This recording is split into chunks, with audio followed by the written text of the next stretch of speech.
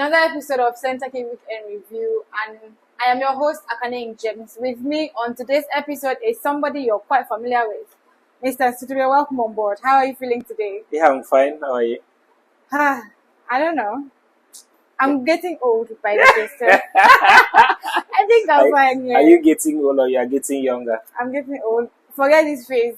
Yeah, but I'm getting old. What are you saying? Can you please explain yourself? My birthday is in a few days. I'm quite excited. Yeah. Oh, okay. Yeah, so I'm getting old. Oh, that's nice. Happy birthday in advance. Yeah, thank you. I think I need all of that. So I should come with cash and kind. Of Yeah. course. I hope you are preparing things for everybody that will be there to celebrate you Yes. as you are getting older. Yes. Things are in place. Okay. All right. So there's a lot to talk about today, but we'll make it very quick and snappy because I know these people, they have a lot to do. And yes, we have to keep them entertained. Let's start with the NWFL match day 5. It was impressive. Very, very. Very, very. The stakes are getting higher for all clubs that are participating. And it's quite sad that I've still seen a team that is yet to go without a win or a draw. 2 teams from both groups. The last team on we'll get to that, but let's start with the performance. Robo Queens won Ibom Angels, our own Ibom Angels. I love to call them our own because they're from Akwa Ibom State, Yeah, and we are in Akwa Ibom State. Yeah, of course. Not that I am a fan or not a fan. We have to identify. Yeah, we with have them. to identify with them. Yeah, so they lost away to Robo Queens 2-1. Ekiti Queens won against Confluence Queen 2-1. Adamawa Queens 2-0. Nigeria Turtles 1-1. Just on the screens, we have the results from the match day 5. But let's talk about some games from this match day 5. Rivers Angels played a draw to Bayelsa Queens. These are very 2 strong teams in Group B. Yeah, and both are on the same points. Yeah, so let's review that game. Well, I keep giving all the kudos to the NWFL, the management, and even the teams, the way they carry themselves. I keep saying these are top teams and they have to be emulated, in football in Nigeria. So I quite like the fact that Rivers United they went out and when that's a massive game in the NWFL. Yeah. Massive game. 2 strong teams. Rivers Angels, Bayelsa Queens. Yeah, Bayelsa Queens. It's like maybe Rivers Angels playing against Edo Queens. Yeah. Another massive game. I think FC Robo are also, trying to creep into that part. They are building a reputation. Yeah. But I think Rivers Angels, they've been there over time and they've done it, they've seen it. And I think it was a fair result, fair reflection of that particular game. And I want to see more of these fixtures, I want to see the level of, teams improve every season. It's difficult for other teams to compete with the likes of Rivers Angels and Bayelsa Queens and even Edo Queens because they've been powerhouses. They've been the powerhouse in Nigerian football over time and they've dominated the league. But I think it's a good thing that we are seeing other teams trying to come up with. That particular game, it was a cracker as you would have expected. Both of them wanted to win. But I think a point is it was a fair reflection of what happened on the pitch of play.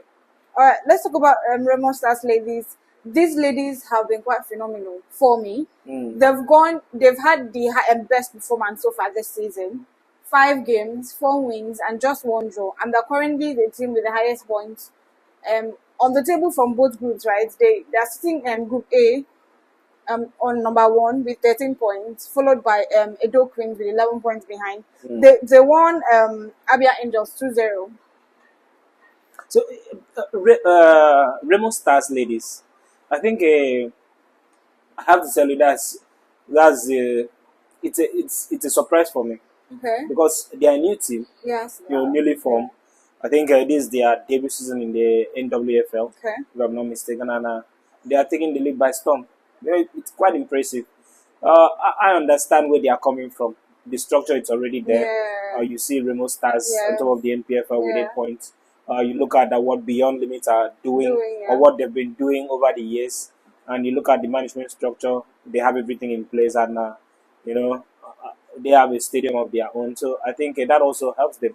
When you have a settled platform, when you have structure that you know for a fact that is going to take you throughout the season, Then of course, and you recruit good players. You look at they've brought in some very good players from Yeah. Lagos, FC Robo Queens, and the some of the teams around that axis. So I think they've been very impressive, and I have to tell you, I didn't expect to see them, do this well. Yeah. My prayer was like every team that gets promoted to the They should top at flight least league, survive. yeah, survive, go for the title.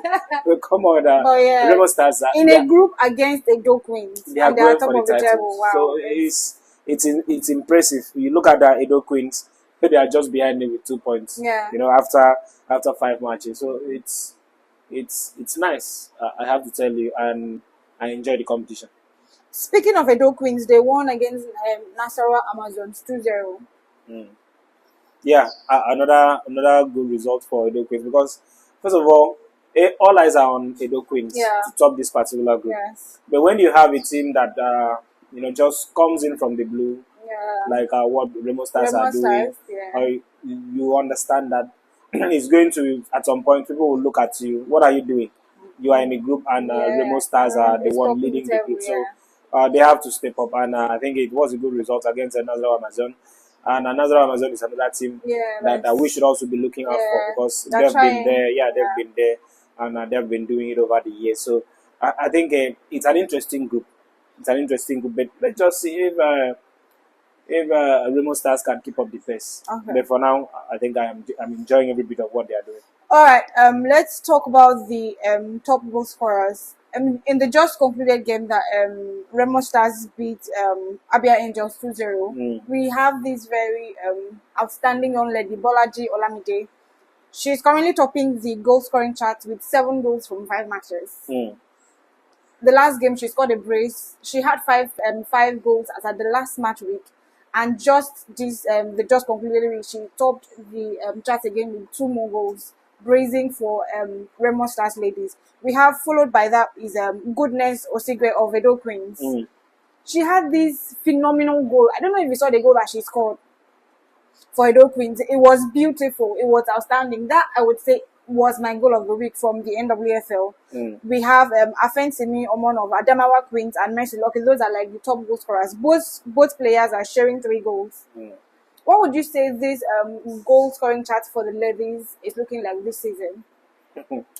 I think it's interesting. First of all, I have to say when you look at Bolaji, first of all, I look at her the the make of the lady. Yeah. She's bulky. Yeah, she's quite heavy. Lady. Yeah. You would be surprised that that she's that banging swift, goals, yeah. and it's very impressive. It's very impressive. She's not telling herself, look at the body that I have. I need to cut down before I can get the job done. But she has come in and she's scoring goals left, right, center. 7 goals in 5 matches. That's outstanding. That's not been so. It's not a small incredible, thing. yeah. So it's very impressive, and I hope she can keep going. Yeah, keep up the pace. And another thing that always derails players, especially in the female league, is injury. So I'm just hoping that she stays fit and keep on doing what she's doing. But it's very impressive. First of all, the first time I saw the lady play and she scored a goal for Remo Stars ladies, I said, wow. This lady, this size, I'm impressed. And she has, continued to impress me. All right, so let's look at the groupings, Group A and B. But for Group A, we have Remo Stars ladies with 13 points.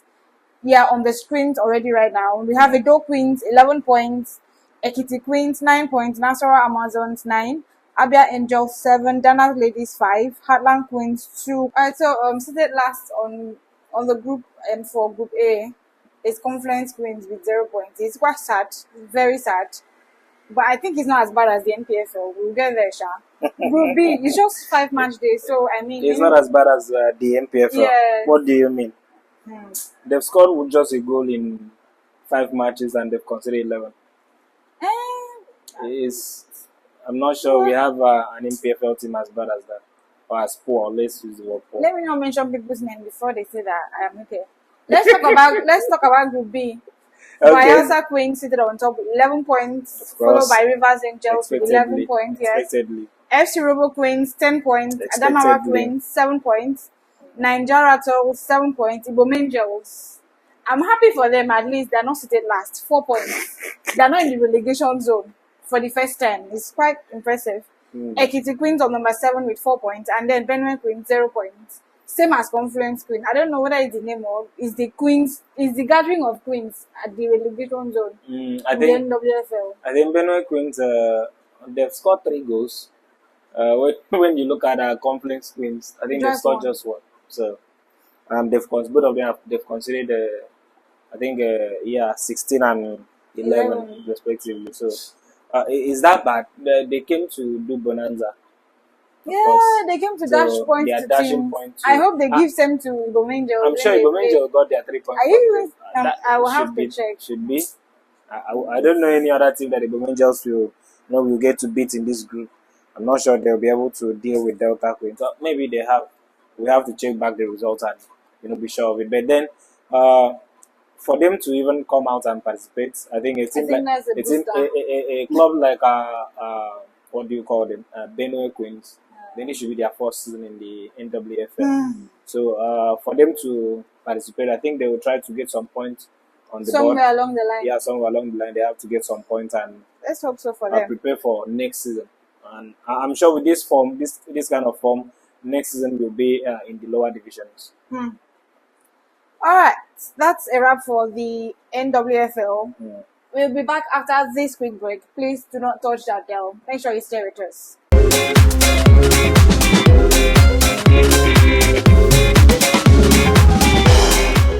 Yes, we are back. Let's head on to the NNL. I think it gets interesting as we go. Yes, let's talk about the NNL. Of course. Match day 10 gave us a banger. On Friday, 14 February, the day of love, yes. First Bank FC won ABS FC 2-0. Saturday 15th, the next day after. I want to ask you a question just before I talk about this team. 1472 FC, they came out, they were looking promising. Of course. But I don't know if they are the next Van Dresser of.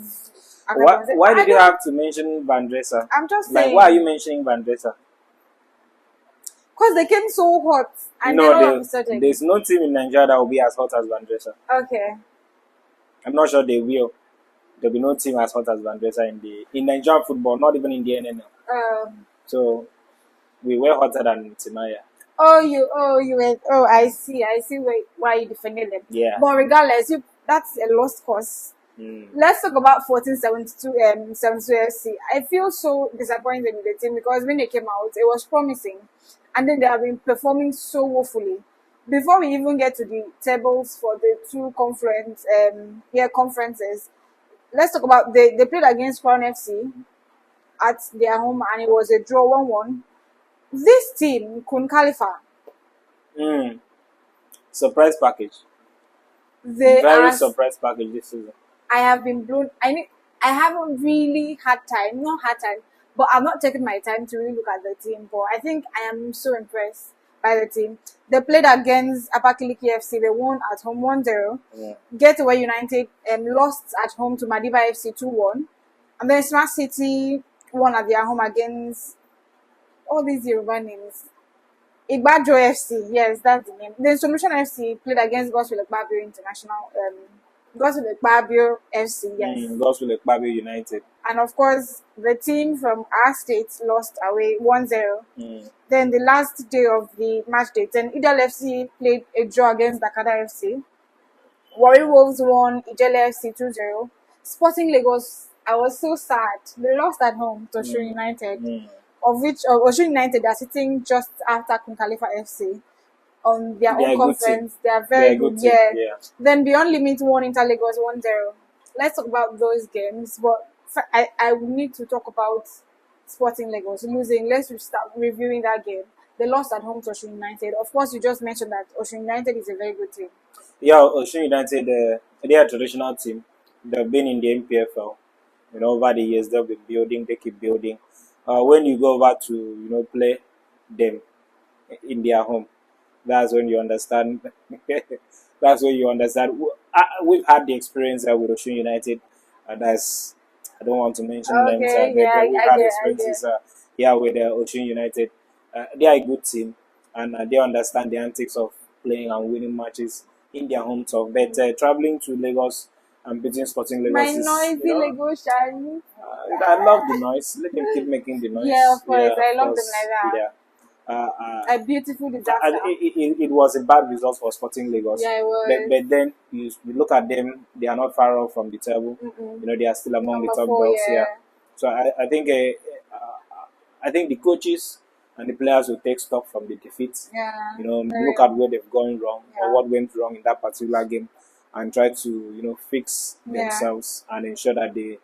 Because winning matches in front of your home supporters is very important. It's very key. Yeah. First of all, in Nigeria, you have to win your home games. Mm-hmm. It's not a do or die, of course, not a do or die, but yeah. then it's an advantage for you to play Yeah, at home. at home. So you have to win. When you win at home, then you try to look at some places that you can go over and pick some points. But then if you look at what Kun Kaliva is doing, you understand. Let's that, just talk about them at once against the Bakaliki. Yeah, that of course that you can go anywhere and you can still pick points Yeah. in this NNL. We've seen teams also picking points away from home in the NNL. So when I see teams going all the way from home to pick maximum points, I respect those teams because it's as if there's this barrier that limits teams in Nigeria from playing their kind of football when they travel away from home.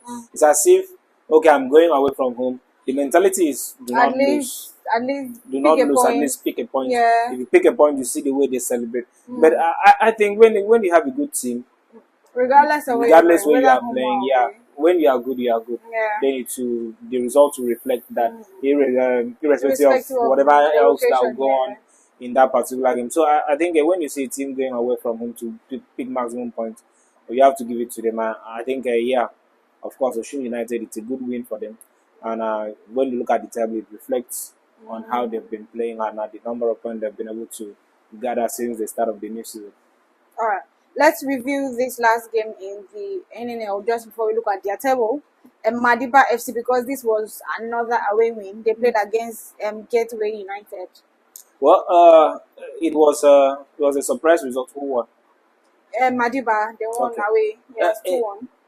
I have not really taken time to look at Gateway, AFC.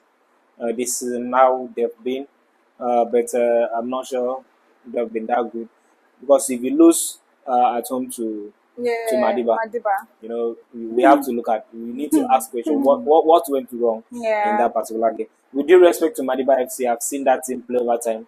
This season they are not that very good. With due respect to them, they are not that very good. They are not a very good football team. At this stage of their development. So I think them moving away from home to beat Gateway United. I think it's a good point for them, massive point for them. But at the same time, there's something that I wouldn't want to mention on camera, but I'll mention. Madiba FC, it's as if I've had different complaints from different clubs in the NNL. They feel, or these clubs, there's this allegation that whenever you play against Madiba FC, you are playing against like 13 people.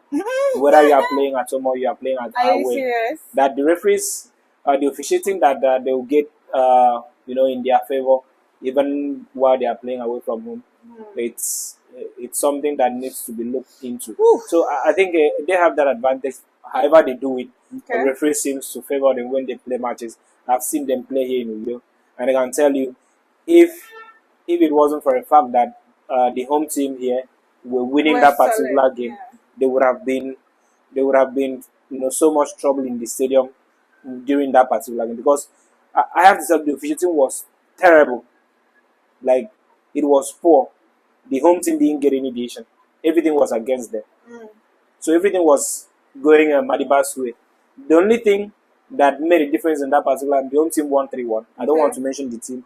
The only thing that made a difference in that particular game was that the home team was by far better.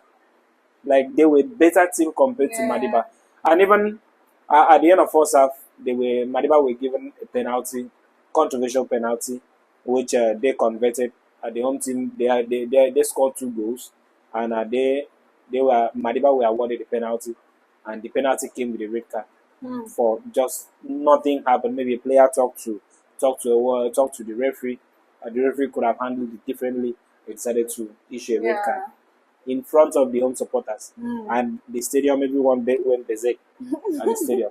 So you understand, even with 10 men, I'm trying to paint a picture of where Madiba is and where other teams are. Even with 10 men, they came back into the second half. I had expected, Madiba to capitalize or get a point. But the home team came back and they scored again. So the game ended 3-1. So I'm just putting this out there. I don't know how they are doing it. But I've had different complaints. I've heard different teams, not just teams in Akwa Ibom. I've heard different teams, saying the same thing. Saying the exact thing against Madiba FC, that the officials, in one way or the other, always favors them when they play against them. It's something that the referee committee, the NFF, they have to look into and ensure that nothing fishy is going on. Okay, so let's hope these are all allegations. Let's hope it's not true, because if it is true, I am very certain there is always a day of reckoning. It happens. Of course, yeah. Of course. Let's look at the table on the screen now. Is the table for Conference A. We have Warri Wolves sitting with 19 points, leading the table, followed by Crown FC 18 points, Smart City 17, Inter Lagos 15 points, Beyond Limit 15, Abia Comments FC 14, Ijele FC 14, Dakada 11. That's number 8 on the table. Number 9 is Idel FC with 4 points. Igbajo United FC 4 points. Then 1472 FC, the club I was complaining about, 4 points. Yes. Why were you complaining about 1742? They were promising when they came out. Yeah, of course. They came out. I think it was last season, before the beginning of last season. Yes. They did all this media stuff, and they were pulling the strings online. But like we were told, like my club, then we were told that football is being played on the the football pitch, not on social media. When you are being when you are showcasing what you can do off the pitch, you also need to showcase what you can do on the pitch. That's why Sporting Lagos, people are so endeared to Sporting Lagos, because they have all this. As they pull out the stunt on social media, they are also trying on the pitch of play. And also same thing what's happening to Ikorodu City FC, because they are also very active off the pitch, but on the pitch as well. They are and also Inter Lagos too. Inter Lagos. They are trying. I think I like what the owners are doing. They are making sure that they put things in place. Good structure. They are trying to bring in some very good players. It's going to take them sometimes, as it would, as it should. As it should, as it should. We have some clubs that they will just come into the limelight before you know it. Everything clicks, like it did for Sporting Lagos, like it's happening for Ikorodu City. But I would say that there was a lot of behind the scenes that people did not get to see before we see all of that glitz and glamour and everything. There must have been a lot of investment behind the scenes. Of course, we know they have an academy. Of course. Everything is not just boom. No, it's just that what we saw when you came out. You mean who? I mean Sporting Lagos. No, everything happened. It was in a flash. Yeah. I think the academy, the first team was in existence. I think they gained permission. It was after they gained permission to the NPFL. That was when the idea of the academy came into play. So it's not like you look at, say, that they had an academy that existed before the first team. It was after the success of the first team. That was when we saw the academy. So I think sometimes it happens. What happens is, when you have a good management structure, it's always about the structure. Of course. We have the technical level of the team, like those in charge of the technicalities of the team, recruitment, when they can spot some very good players, bring in some very good players and a very good coach. I think they will do well. And also, football is a game of momentum. When you start, you pick up some wins. It gives you more confidence and belief that you can go ahead. And some teams can grow with that momentum, and they get the result that they need. Then for some teams, it's not happening like that. So the 1-4 team, I think 147, 72 teams, I think it's for them to just be there. Ensure that you maintain your status. Don't go down to the NNL or to the NLO. So if you go down to the NLO, I think what happens in the NLO is, any team that goes down to the NLO, I think it's a time for them to re-strategize. Think of how to, because it's always difficult to get promoted from the NLO.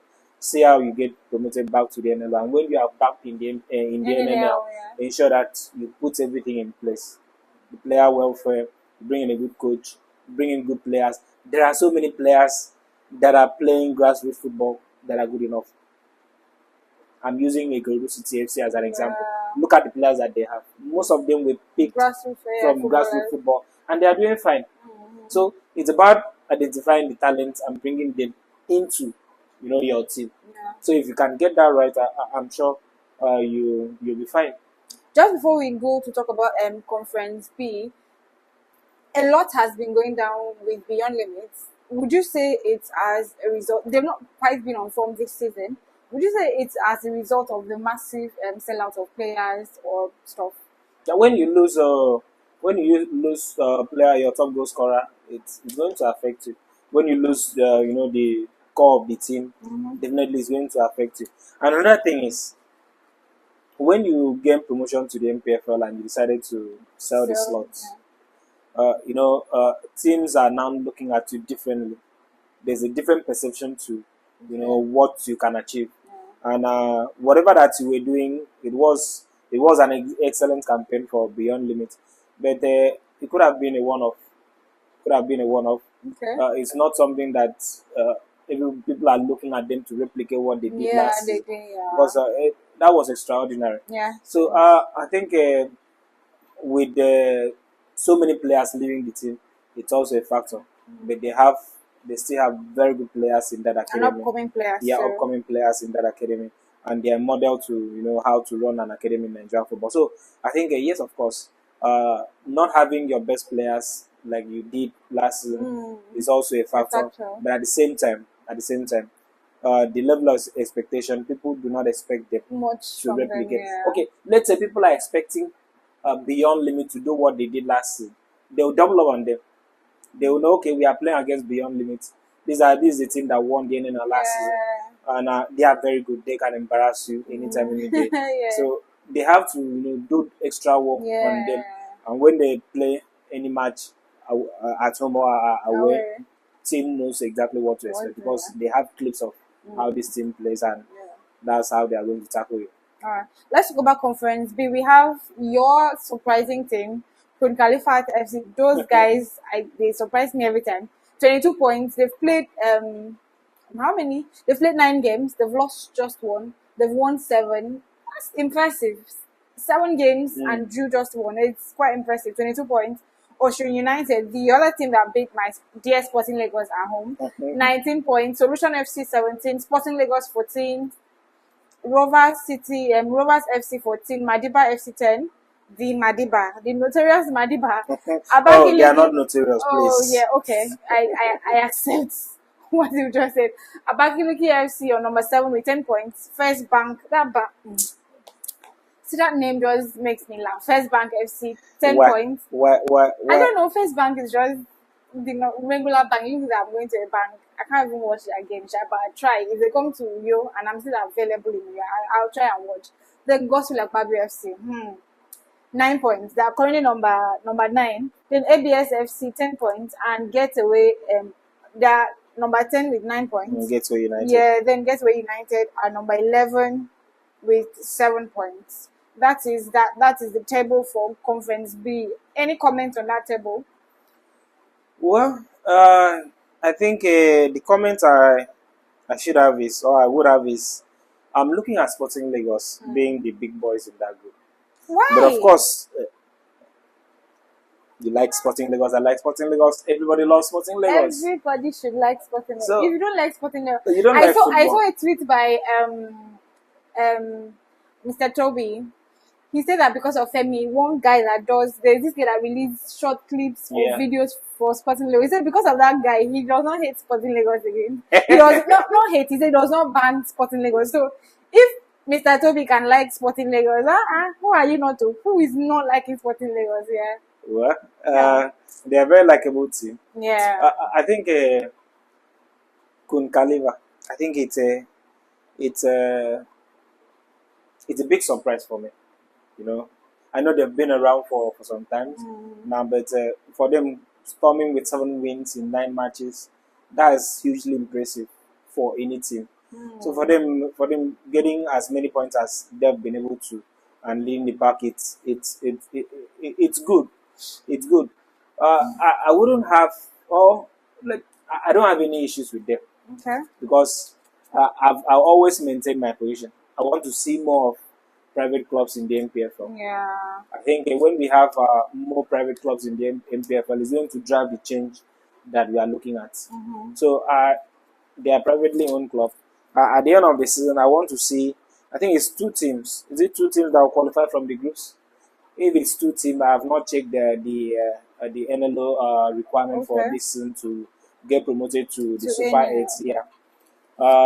I think if it's 2 teams, I would like to see maybe Caliphate and Sporting Lagos. Yeah, you said it. I was just waiting for you. I was like, Mama, please. No. Sporting Yeah, Lagos. yeah. There's nothing like Osun United. I'm sorry, Osun people, but I don't want Osun United in the NPFL. Okay. They can maintain their status in the NNL and Yeah. they'll keep doing Maybe it. the next season they can come up. Maybe like in the next 3 or 4 seasons. Ouch. Yeah, we can then. No, I'm not. All right. So Because we have other teams that needs a promotion, yeah. like Gospel Ekpabe United. Oh. We have even Madiba. Okay. They need promotion, and I think I would also want to see FaceBank also getting promoted to the NPFL before we can even look at the likes of Osun United, Gateway, and maybe Abakaliki FC and ABS.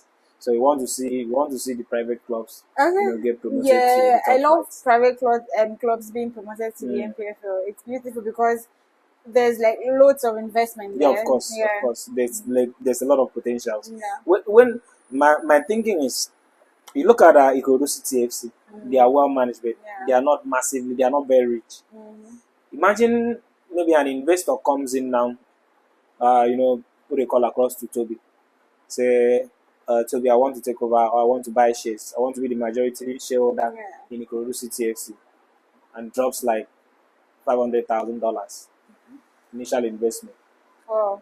or let's say $10 million or $50 million as a majority shareholder. That changes everything. That changes the game for Ikorodu City FC. That can happen with private clubs. But But not, if you pick up a phone now and call the management of Aqua United that there's a private investor that wants to take over Aqua United, they won't sell that club to you. Because first of all, it's political to them. Second of all, they think it represents the states in whatever capacity that they are thinking. But if a lot of affiliations. But when you look at private clubs, they will easily get into business and know that they've gotten return on their investment. So I would like to see private clubs. So Kun Califat, thumbs up, keep going. Sporting Lagos, you need to make up the numbers and also be in the mix. Okay.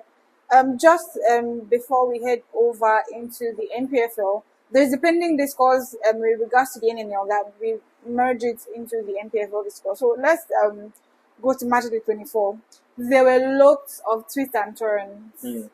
I love the unsettling that came with Matchweek 24. A lot of, at least my prayer was answered. I didn't have like too much prayer for the NPFL Matchweek 24, but at least the one that I had. Rangers gave me a good day at home. I felt good when I saw that result that they broke that unbeaten run from Remo Stars. It was fulfilling. Yeah, I felt good. My Rangers, your Rangers, our Rangers, of course, our Rangers. So let's start with this game. Enyimba, Enyimba Rivers United. Enyimba won at home, 1-0. Let's get your review for that game. Well, it was a tough game, as you would expect from the 2 teams. We've already outlined the history between them. You look at Stanley Guma was at Rivers United 2 seasons ago, and in fact he's the one that won the title for Rivers United. And you have Finidi that won the title for Enyimba, now at Rivers United. 2 title holders. So 2 title winning managers, going up against each other. So it was always going to be very difficult game. And when you go to Orban to play, Enyimba, I think the standard these days have dropped a bit. They are trying to raise the standard. Before now, if you travel to Aba to face Enyimba, you can't. You understand that yes, you are going into the den of the champions. But now it's something else. Teams can go to Aba and get points. So and even pick up 3 points. Pick all 3 points. But it's also a good thing because you need people to have that belief that they can go to a particular venue and pick up all the maximum 3 points. So it was, as expected, a very tough game. But yeah, Enyimba, the home team, they got the win, and it's what they needed. They need. Look at where they are in the table. Yeah. It's, I think, They needed they it are on around number 10, 11. The 10, number 11, 11, yeah. So it's not a very good position for Imba. This is a team that have represented Nigeria in the CAF Champions Time League and and over, CAF yeah. competitions cup in the last. I can't remember the last time Imba didn't qualify for CAF competition. So it's going to be a disaster for them not to qualify.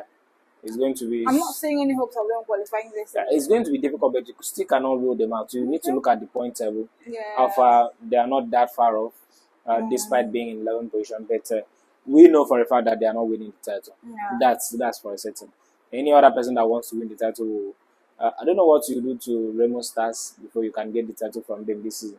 But back to the game, I think it was a good game between two champions, and Enyimba got the better of Rivers United in that particular fixture. I'm trying to avoid some things for us to talk about today. So let's talk about Bendel Insurance. I was surprised with that goal scoring margin. They had the highest for the day, 3-0, against, or not just for the day, but for that match week against Niger Tornadoes. I know it was their home, but beating Niger Tornadoes 3-0, it was massive for me. Well, Niger Tornadoes, Bendel Insurance, when they were promoted to the NPFL, and that first season when they went all the way to the playoff, people expected better outings from them in subsequent seasons, but that hasn't happened for them. Since that first season, they've been struggling themselves. They've not really been the Bendel Insurance that came up from the NNL. That's another thing. That will be a different thing entirely. But when they came to the NPFL, they clearly justify why they were there in the first season. They surprised everyone. But at the same time, you need to look at the stability in that particular team. They've not been stable. Yeah. In the last few years, they've had issues. Yeah, they've had issues. They've had financial issues. They've had management struggle. They've had issues with the coach Mondo Dige that was there, and I was always very upfront about what was happening behind the scenes. So I think yes, for Bendel Insurance, it was a very good win for them, and I just hope that they can bounce back, because when they came to the NPFL, if you've been to Samuel Igbomedia Stadium, you see the crowd, the number of persons that will turn out to watch Bendel Insurance. In the last 2 seasons, that crowd is it's dropped. not it has dropped. It's not what it used to be, and they need to get back to winning ways in order for them to ensure that they get back the followership, the support of the Edo people. So it was a good win for me. 3-0, a bit surprising because of how they've been struggling recently, but then on the whole, it was a good win, a good 3 points, 3.3 goals.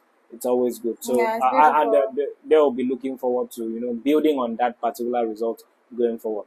I would say they have been quite they've kind of tried to be a bit steady, because they're currently still number 10 on the table, and I did mention in the last review that I'm not sure they're going to be relegated again. No, because as at the start of the season they were really struggling in the relegation zone, but now they've somehow left that place. No, for whatever reason, we know teams that will relegate. So Bendel Insurance they are not among. Yeah.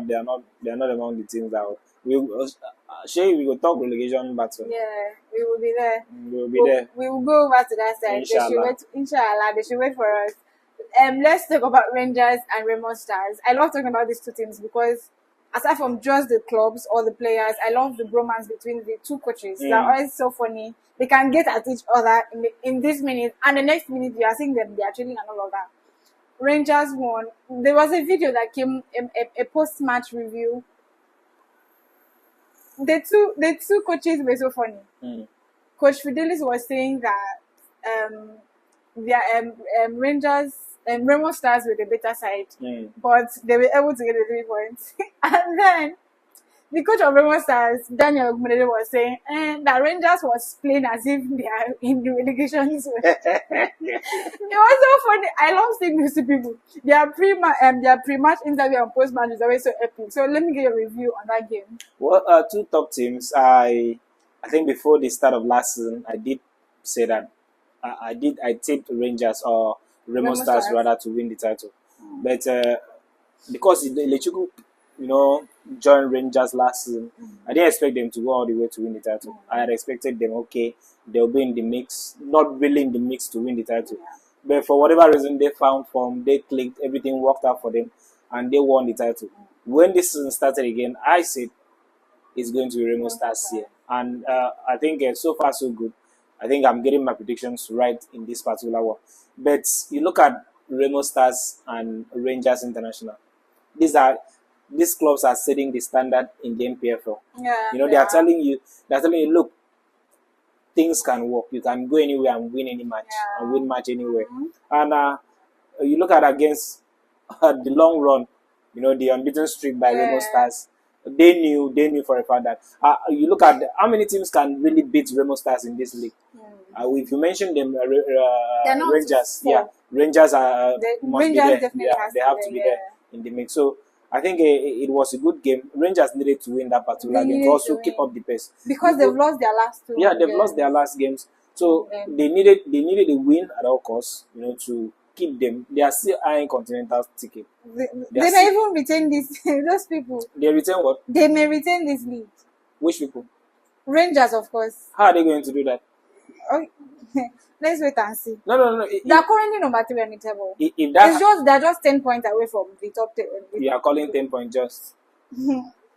I think I don't want to talk about that video, but I saw a video. It was released like 8 months ago. Somebody just brought it back this weekend.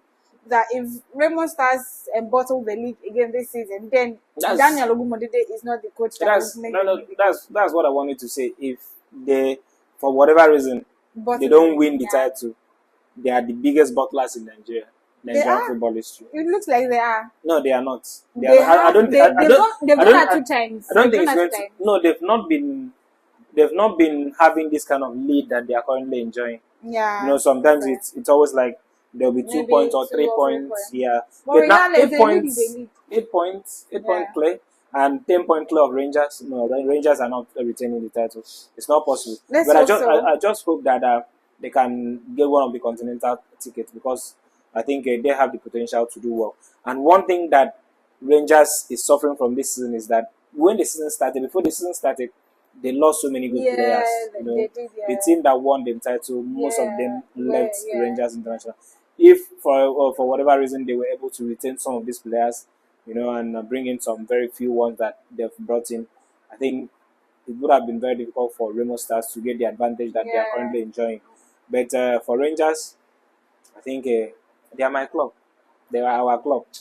They are your club. Yeah, our club. Our antelope. Yeah. So I wish they can fly high and get one of the continental tickets. But I'm not going to change my prediction. Remo is winning the title, and they've always, I think in the last 3 or 4 years, they've always looked like the team that will win the title, and I just hope that it happens for them this season. Let's talk about the dramatic play of the week. Hadland playing at home against Shooting Stars. That game, when I saw the clips online, it was so dramatic. That referee, there were many things said about him. He needed to be tested for doping. He needed to be tested for many things. It was so wonderful. I know what was even more wonderful. It was that the calls that he gave for that match were not just for one team. So if you wanted to judge him for supporting this team, then you had to talk about the other team too.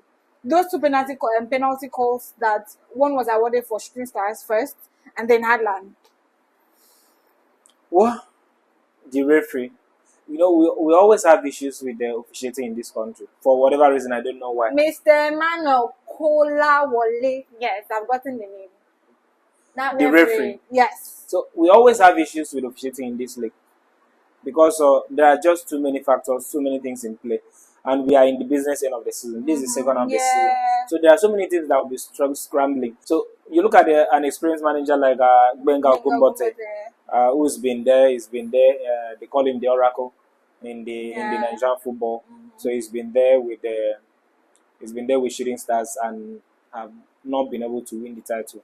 So I think he realizes that there's an opportunity, there's an opening here for him, for his team to challenge Remo Stars and Rangers for the Yeah. title, and they are giving it a go. And while they are at it, I think their main target for this season should be continental ticket, Yeah. and I think they will get it. Mm-hmm. But they look at how many matches. They keep putting Yeah. streams of matches to get Yeah. unbeaten games. I think the last time It was just that that fixture, the rescheduled match that they lost, that it broke their unbeaten run. So they've been winning matches back to back, and they've refused to lose so many games. So I think this season for them should be okay. Let's get in the mix. Let's get that continental ticket. And I know for a fact that when next season comes calling, that Benga Gumbote is going to retain some of the players that they have, and they are going to make some very good recruitment into the team. So I think, yes, in that particular game, the referee, the officiating, I think I digress from what we were originally saying. The officiating was a little bit questionable. Not a little bit, it was massively questionable. You're not going to hear from me. I'm just saying it was a little bit questionable. Because people will always complain about officiating. Yeah. Because when it favors you, you feel you won't say anything wrong. But when it's against your team, you cry foul. So I think people will always they will keep questioning the officiating in this league. Even not just in this league. Look at what's happening in the Premier League with all the technologies and video assistant referees. What of Nigeria that we don't have anything? So I think they'll keep questioning referees and the addition. And so this was not Shooting Stars questioning the referees first. The fans were questioning the referees. Fans of Shooting Stars were questioning the referee. And then somewhere along the line, I saw a post from Mr. Toby. I my notification button for him on Twitter is turned on. So once he drops a post, I see it. Or I'm notified, then I go check it out. So when he posted the first video, that the call was first for Shooting Stars, he didn't post that one first. It was the headline on that people were really like complaining and stuff. So he posted that one. And then he said something. I think people commented, and then he said, that he has not seen the Shooting Stars on. But if he sees, he will post about it too. Then when he saw the Shooting Stars video, when they were awarded the penalty, it was like, I hear people are complaining. It's the same thing. So it felt like it was a fair play. You people got your own piece of the cake, and Hadland got their own. So there should be no complaint. I know it was Hadland's moment, so everybody was like, okay, so Hadland are pulling strings and all of that. The officiating referee was in favor of Hadland, but then Shooting Stars got the same call. So it's not as if it was like one-sided per se. So you understand one thing I've come to understand about the referees is that they do not own up to their mistakes. The referees don't own up to their mistakes. When they do, they'll have to double down on the initial decision that they took. So let's say the first call was questionable and you gave it to the away team. And when the home team had that same decision, because you have already decided, you've already awarded that same decision against the home team, you have to also, instead of for you not to contradict yourself in that particular game, you have to also award it. So it means you made a mistake. And instead of you admitting that you've made a mistake, you double down on the mistake by, doing the second mistake. But so, it has been his undoing now. Yeah, of course. We've seen him, I think he's been suspended. I think one of them they've demoted one of them to the NNL. So the referee council are really trying to deal with these issues. But then it's a worry. It's a worry. I think we've seen some very good referees in the NPFL, and we've seen some of them that are not that good. I wanted to say some that are shambolic. We've seen some shambolic performance from the referees. So I think it's something that keeps evolving. We need to be patient with referees. I understand the frustration, but at the same time, we need to be patient with them. And keep following them. We have to. We do not have a choice. But officiating needs to improve if we want to see this league get to the level that we want the league to get to. Speaking of officiating, too, the point I said that it's from the NNL we'll talk about is also we saw the referee that officiated the Solution FC match against Gospel Aquabia FC. He was also suspended. Wilfred Chawe. Shambolic decision. Shambolic. I can't. I don't know if I've seen that. Have you seen the incident, the penalty incident? No, I didn't see that incident. I tried looking for it, but I didn't see it. Okay. Maybe we'll have it on the screen. Is that bad? is there are some mistakes that referees should not make. I'm not a referee, so I'm not going to sit down here and try to judge the referee or try to tell them, okay, this was is what the we call that should the give call and that this is yeah. the one should I'm give. not going to do that because I'm not a referee. But at the same time, we need to referees need to be very careful. They have to be very careful when they are making decisions. And why it is a must that referees needs to update themselves. They have to update themselves. Things keep changing every day. You see a referee that is still upholding to the rule of the game that was published about 3 or 4 years ago. Yeah. He's holding firm to that. But you realize that that particular thing that is saying is the law has been updated like 3 times already. And they are still keeping hold of it. So these referees the referees Stay council updated. needs to update their referees, because this thing boils down to the referees council. Who are you appointing as match day officials? To officiate matches. Who are you appointing as a referee assessors? Because when a referee makes a mistake, the assessor will be there to double down on it. Sometimes a match commissioner won't even have a say in this, because you are there to organize the game, oversee the game, not to oversee the referees. The only thing the match commissioner can do is you put it in his report. But when you put it in your report, the referee assessor is saying something differently. It's a problem. That's why I think we've also seen a referee assessor being demoted this particular week, last match day, because of conflicting results. The match commissioner captured this, but the referee assessor did not capture this. So I think the referees council, they need to ensure that they put things in place. They need to work. They need to work with on the officials that they have. They need to ensure that they are updated, they are up to date with what's happening, the laws of the game, because it keeps changing. Before we head on to the relegation discussion, let's go on a quick break and we'll be right back.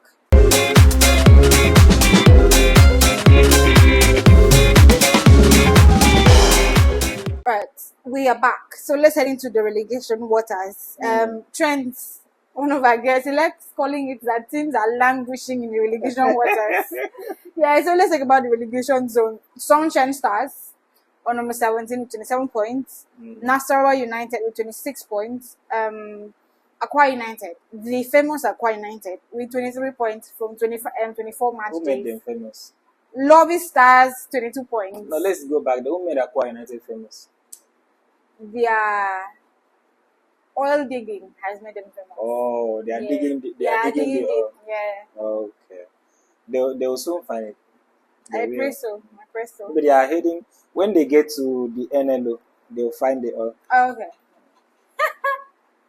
I didn't say that. I was just laughing. So let's talk about this. Do you see any hopes for any of these teams escaping? Like Sunshine Stars, Nasarawa United, at least those 2 teams. Is there any hope for them? Of course, you look at the teams that are there and the number of matches left to play. I think about 14 matches.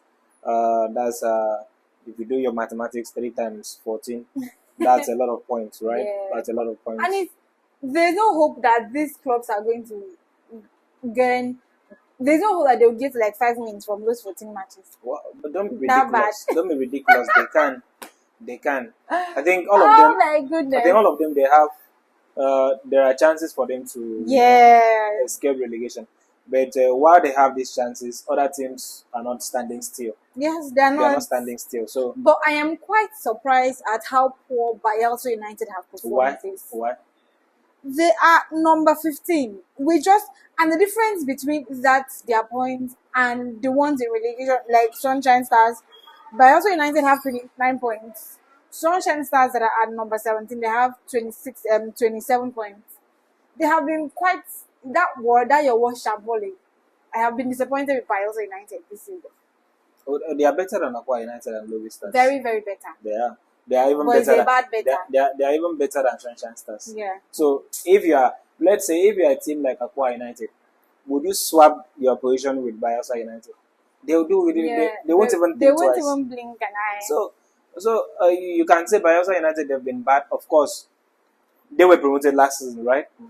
So it's not as if they are not a team that has been there in the NPFL and that team is bad. For them to even be in the position that they are, that team is bad. Let me tell you a story. I had a discussion with someone earlier today, and the person was telling me, the person was looking for some video clips of there's a player that he's interested in. He said that he has contacted Bayelsa United to to get him some clips. They say they don't have a clip of that player. Like they don't have any clip. Like they are not covering their games. That is, I mean, to record matches in their cameras, for future use or for anything. They are not doing that. How are they looking at, how are they assessing these players? You cannot just make things up. It just means that after every match, they go back. They are done. They are done. No assessment. Nothing. So no analysis. So the person was asking me if it is possible for him to reach out to other clubs that there's a particular game that's interested in here. That if you can reach out to another club. I said, okay, this club will have this. We had I connected him to who to meet to get that stuff. So it is that bad for that club. So for them to be in the position that they are, they should be doing Thanksgiving because it's bad. Any small thing they can go inside that relegation. Of course, they are part of the relegation. They are in the relegation fight. Okay. They are in the relegation fight. Look at the point. Just gap. 2 points. Yes, of course. They are just 2 points above the relegation waters. The relegation waters. So I think I would also tip them. I'm also expecting them among the teams that I'm sure will be relegated.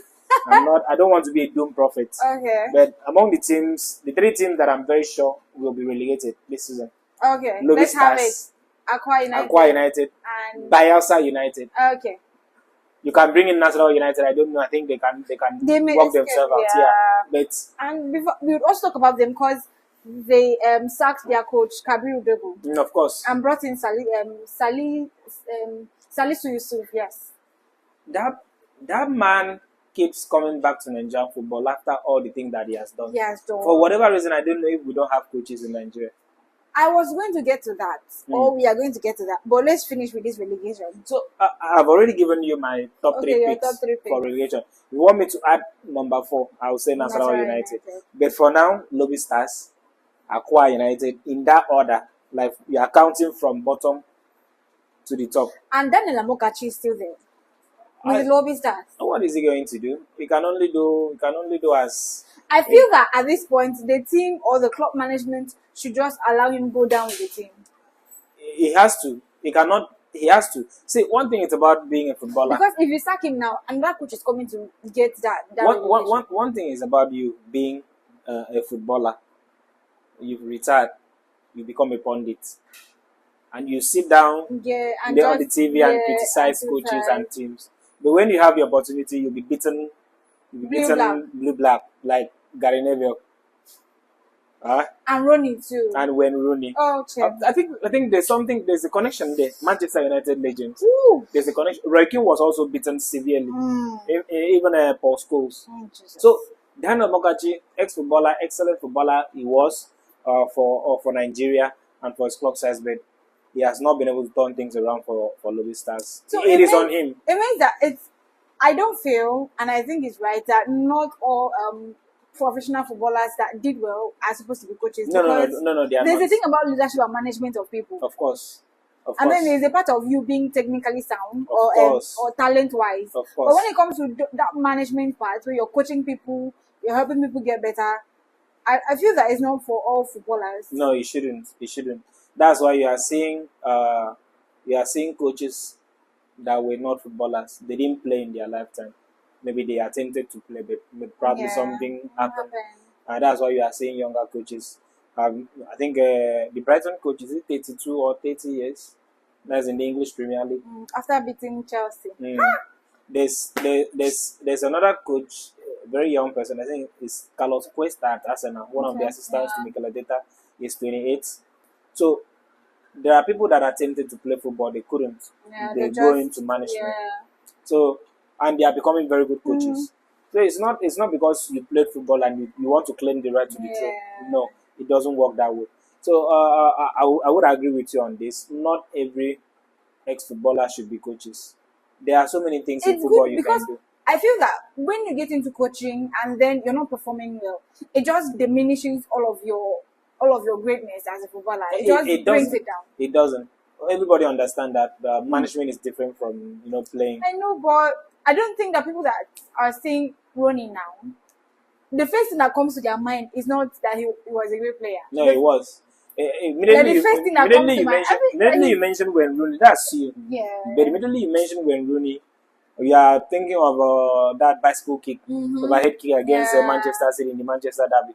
We are thinking of how many goals he scored against the club you are supporting, because that guy inflicted a lot of pains. I think Chelsea fans can relate, as well as Arsenal fans. We've gotten a fair bit from that guy. So he was a very brilliant footballer, but nothing takes that away from him.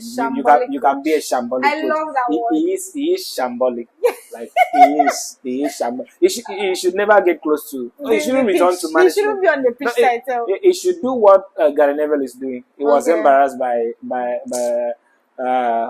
Barcelona and the rest of the teams in La Liga, and he has returned now, and he started a podcast with Sky. Yeah. They call it Stick to Football. Okay. So stick to talking football. Don't go into management. Don't be on the pitch side. You are rubbish. You are shambolic. So sad. So sad. That is Daniel Mokachi. That's Daniel Mokachi. Yeah. It's not Daniel Mokachi. Is not shambolic. He's shambolic. What are you saying? No, it's not. It's not shambolic. I can't agree with you on that. No one has beaten him 5-0, has he? No one. It's just about the scoreline, but you keep losing. No, you can keep losing, but how can you pick 22 points? How can you pick 22? In as much as no one is beating you 8-0, like Wayne Rooney or Gary Neville, I think Amokachi is still better than Wayne Rooney. You are saying that there is a better loss. Yeah. Amokachi is better than Wayne Rooney and Gary Neville. That's just because he's in the. Do you know if he goes to England, you have better play. You have better players, better facilities. Are you saying that all players in Lobby Stars are not better? I don't feel that. Yes, there is a part of players being. If the coach is shambolic, the players are also shambolic. Yeah. There's one South African that I worked under.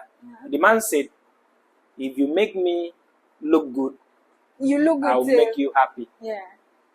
Not just about making you happy, you too. I'll make you rich. Okay. When he says he'll make you happy, it means he wants to make you rich. Yeah. So first of all, make him look good. So if the players are not making the coach look good, then there's a problem. For whatever reason, I think they should have sacked Daniel Amokachi. No, he cannot be sacked. He needs to continue with them. You cannot bring another coach to come and inherit this now. I don't understand. If it's not working, some other person needs to inherit. At what point? In what? How many match days left? Ruben Amorim took over from Eric Ten Hag. Did he not? Yes, but at least there was still hope that Hope is Manchester really relegating this. I don't know. I don't really get it. They are not going to be relegated. I saw one very funny video of somebody mimicked that man, the coach of Manchester, Amorim. I think he was trying to. He picked a car from the front and he was going back. In Akwa Ibom, we have some people that call him Coach Umore. Oh, yeah. Like the people behind the camera. Yeah, Coach Umore. Yeah, people behind the camera, Coach Umore. Very wicked people. They don't have your emotions at heart. It's a pity. But I think for whatever reason, if I was the management imagine we are calling for the head of the Bassey at Akwa United. Then how can they not be calling for the head of Daniel Mokachi? No, I support his head to still be on the. The shambolic head. Yes, so because he has to go down with them. Nobody. I will not support anybody coming to pick this because it is. If there's a word worse than shambolic that I can get right now, I'll use it on him. Okay. Yeah. So I hope the Lord would have mercy on him after this season because he would have just stayed where he was. I'm quite disappointed. But it's such a big name. He's heading to the NNL for sure. Yeah. For sure. It's. I guess the boys need to see him around. It's done and dusted. There is no hope. It's done and dusted at all. If there's any hope for any other team, Lobby Stars and Akwa United, it's done and dusted. Even me, two of us. Done and dusted. We should push that. Yeah. We saw that National United coach was sacked, Kabiru Dogo, and then Salisu Yusuf. I want to ask this question. The controversial Salisu Yusuf. Why do we keep repeating coaches? I know the funniest part. These coaches are not even performing well to start with. We keep recycling. No, it's because this same Kabiru Dogo, he was with the season with Nassau United Like season, he has saved that club 4 seasons ago. Not just 4 seasons ago. Like he has been with them before they sacked him and they brought him back to this one. He just came back. He had played. He had coached that team for like for 4 straight seasons. And then he was out. Other people came on board. Now he came back. And even the last time, he had 72 games in the NPFL. He did not even perform well. This time, he's back. He has lost 12 games. Let me just give you, or let me just tell you why it's still happening. It's because we're in Nigeria. In Nigeria, people love big names. In Nigeria, if you are mediocre, you'll be rewarded. Okay. So we reward mediocrity in Nigeria. Okay. So that's what's happening in Nigerian football. We keep recycling mediocre coaches. Look, for goodness sake, Salisu Yusuf, he should be. I think he has. He was sacked from FC1 Rocket now. Salisu Yusuf? Yes. Was at FC1 Rocket? He was. I saw it. The national team, Salisu He Yusuf? He was sacked. The one that was in charge of Chani. Okay, please list it because I know. Maybe you tell the viewers. Do you not know? Salisu I'm very Yusuf? sure they know. Why am I surprised? I don't. That particular coach, I think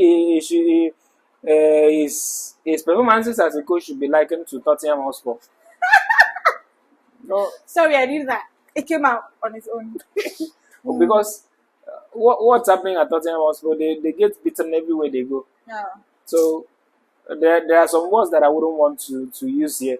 But when someone mentions Tottenham Hotspur, what's Tottenham Hotspur, they'll tell you that thing that I cannot say. Okay. So I think Salisu Yusuf and some of these coaches are like Tottenham Hotspur.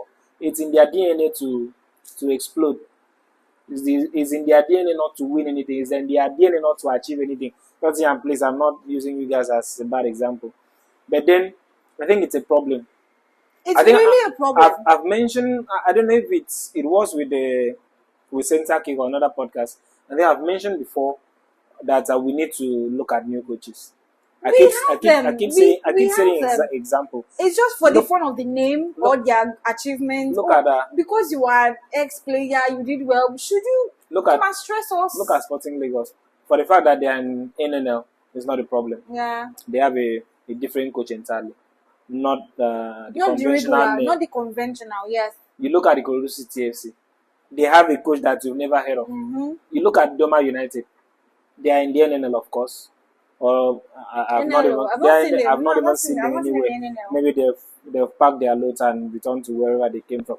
But I'm trying to say that you look at the new coaches that are coming up, they have a point to prove. Mm-hmm. They are new coaches with new ideas. Yeah. And they're bringing something difficult. I wanted to mention Daniel Ogumodede. Yeah. New coaches with different ideologies, different ways of playing football. Fidelis Ilechukwu. I didn't want to mention Fidelis because it's been around for quite a long time with the MFM and Plateau United, and now. Well, he's not that kind of coach that has been recycled and they've not recycled. When you look at the likes of Kabiru Dogo, I'm sorry, the Oracle, Benga Gumbote, and the rest of the coaches. These are the coaches that, since I started watching the NPFL, they have always been there. The problem is they are not really achieving much in their career. Maybe a few league titles here and there. That's all in their CVs. So I think Nigerian club needs to look deeper. I did say, if I am in the management of Akwa United and I want to make a decision, when they wanted to sack what was that man's name? Mohamed Baba Ghana. Yeah, Baba Ghana. I would have gone for a fresh coach, different idea entirely. I would have gone to either NNL or look around and bring a coach with a different idea. Give him time and space. Because you would have thought, if I bring in a fresh coach now, it will take us to the NNL.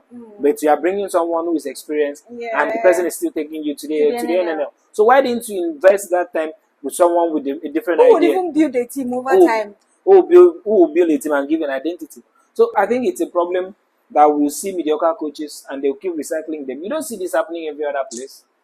You don't see it. When a coach is bad, everybody knows it's bad. And they understand there are coaches that are made for, when a team is in the relegation zone. They're able to bring them out. You mentioned the likes of Sam Allardyce, mentioned the likes of Sean Dyche in the English Premier League. They will come and they'll help you avoid the drop. But that's how far they can go. If you keep them beyond that season, you go back to relegation fights. Yeah. So there are coaches like that, but these coaches, they are not good enough. It's as simple as that. Let's forget about the names that they have.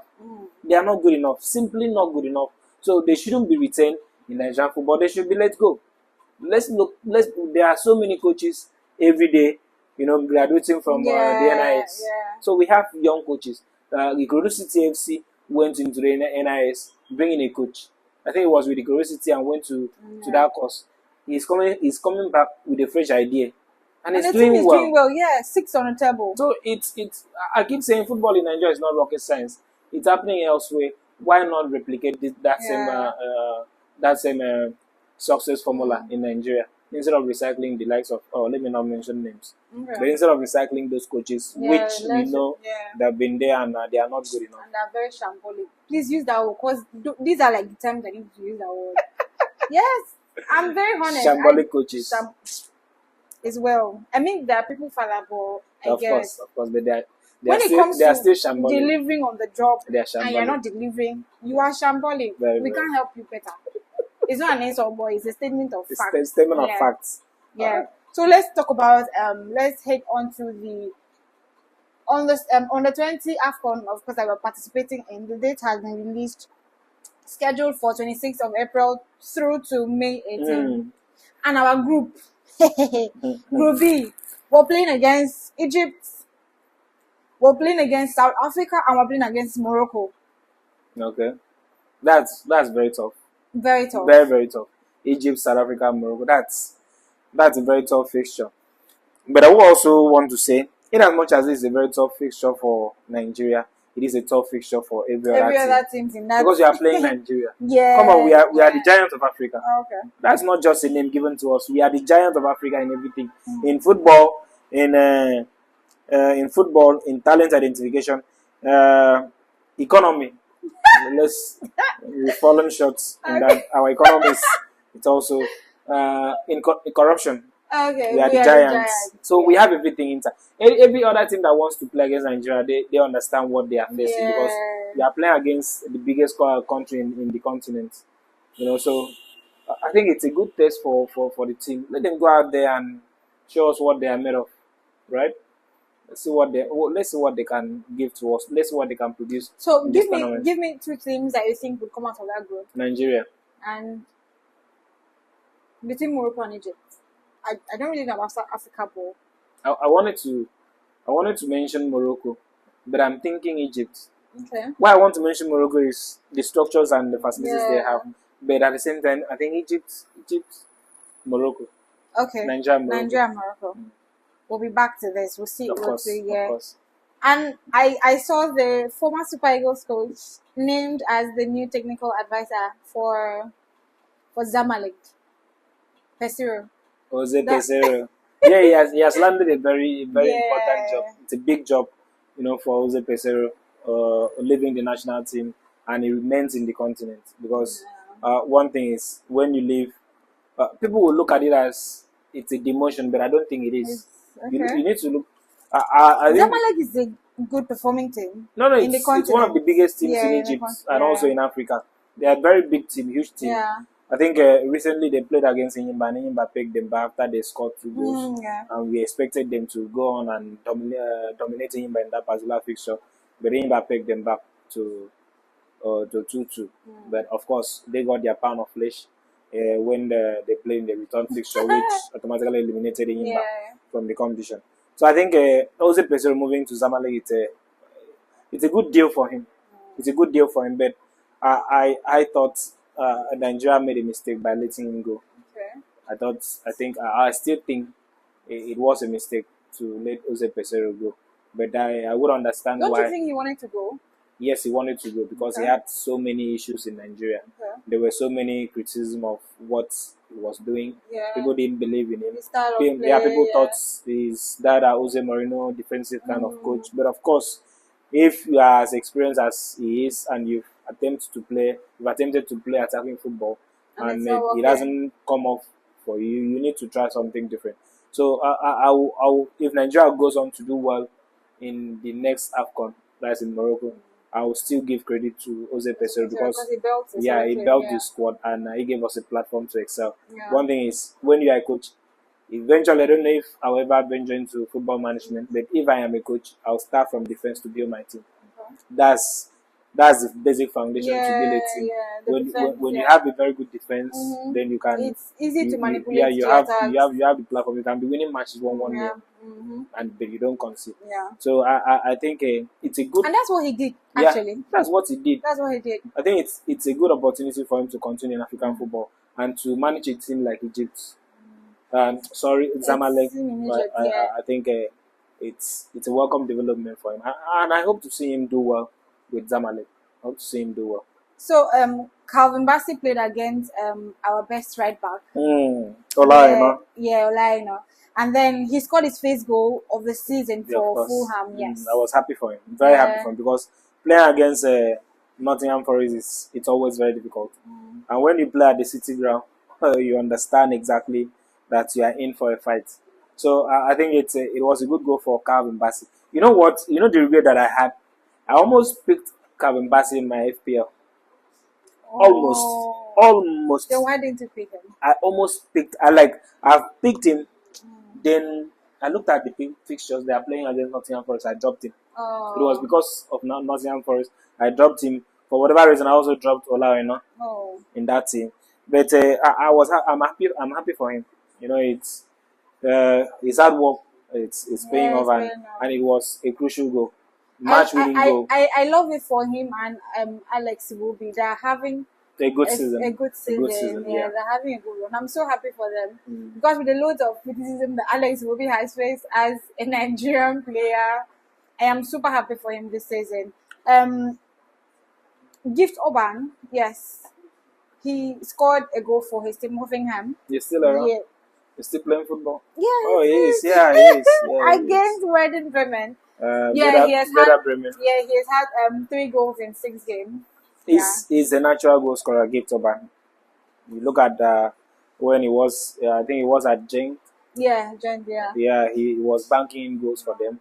And he moved over to, was it Olympic Lyon or one of those clubs in France, yeah. And I think he had some few injury issues. Yeah. And he's now at Osimhen, playing against Werder Bremen. Werder Bremen, they've had their own share of difficulties, but when someone is a natural goal scorer like Gift Orban, he will always score goals for you. So that's what he's made of, to score goals, and he's scoring goals.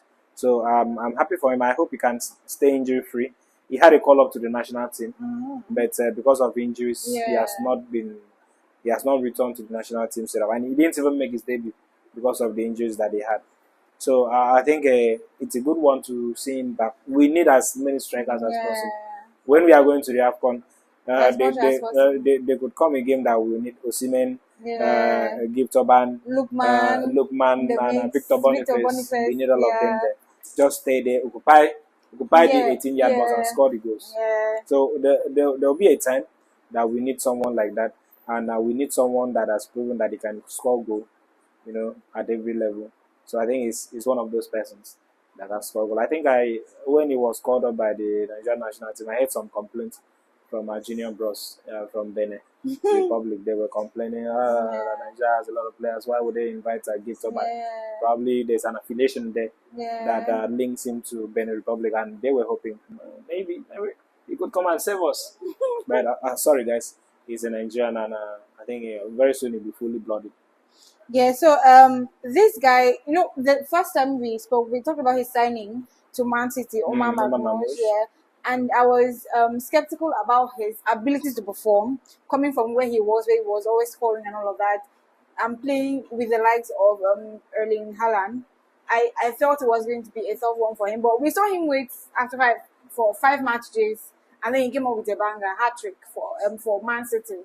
Yeah, he has the qualities. When you watch him during his time at Eintracht Frankfurt in the Bundesliga, he had the qualities, and we know for a fact that yes, he's a very good player. He hasn't shown really that much for the national team, but at club level, he's been very good. I didn't have any issues with him going to Manchester City. I would have wanted him for my club, but then it was Manchester City that needed him the most because of the injury issues that they have. But when you look at Manchester City, they over reliant on Erling Haaland.